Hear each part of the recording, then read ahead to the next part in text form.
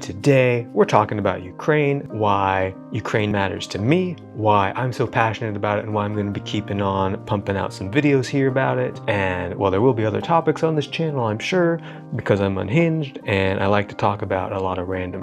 Ukraine's going to be a big focus right now. And that reason for that is not because I'm some bandwagon American who saw everybody else putting up Ukrainian flags and is like, ooh, this is what our country cares about right now. Better jump on that woke train, man.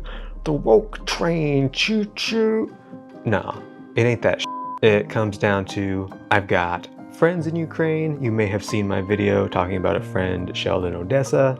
I've got other friends. I've got a friend in the south in occupied territory. I've got a friend not right on the east, not in Donbass, but in fairly much the east of Ukraine. I've got several friends in the north and the west of Ukraine. I've got a lot of people that I'm talking to. Some of them I'm talking to every few weeks. Some of them I'm talking to almost every day. I've got one friend who literally texts me every day in the morning when they wake up, and in the evening when they're going to sleep, just to let me know, hey, I'm still alive, I'm still here. And, that's intense. All of them have experienced some level of missiles and bombing and Russian shelling, particularly my friend in the east and obviously my friend in Odessa have both experienced a whole lot of and it's stressful. And for those of you who missed a little short video I made, I was really into kind of a crazy color scheme at that point. I've kind of dialed it back a little bit, but basically, I sat through a shelling with my friend in Odessa.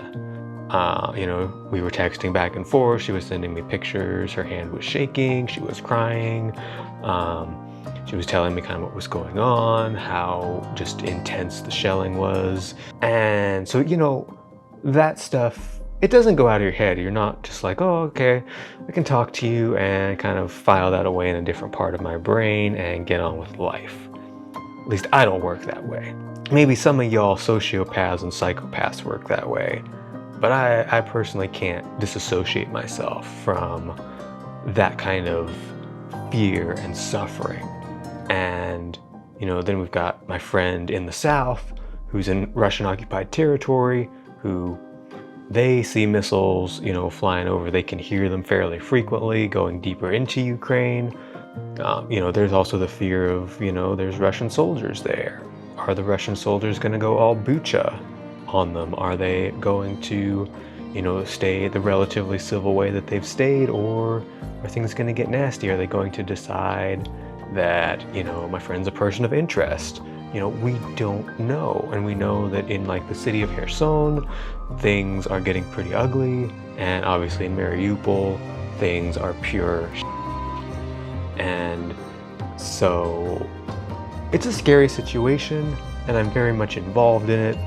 All my information pretty much comes either through them or through friends that I have here who also have friends there, or through firsthand Ukrainian news sources or other news sources that are actually there on the ground.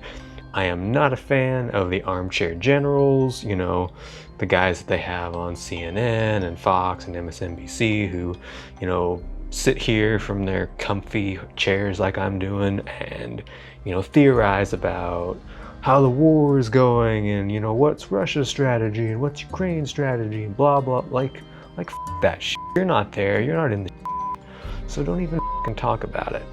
Obviously I'm not there in the shit, but I'm hopefully going to be imparting some valuable information to you guys and hopefully giving you some insight into what's going on from an on-the-ground Ukrainian perspective, how Ukrainians feel, and some information that I've gotten from them that I can pass on to you educationally.